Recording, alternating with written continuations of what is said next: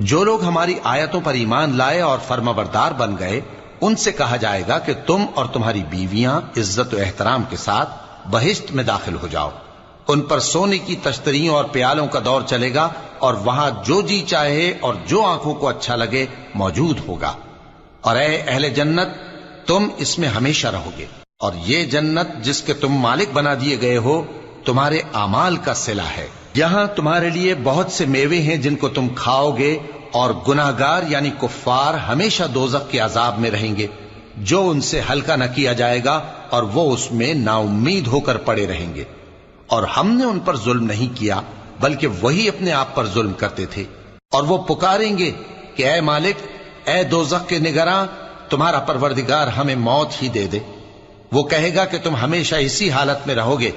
हम तुम्हारे पास हक लेकर पहुंचे, लेकिन तुम में से अक्सर हक से नाखुश होते रहे।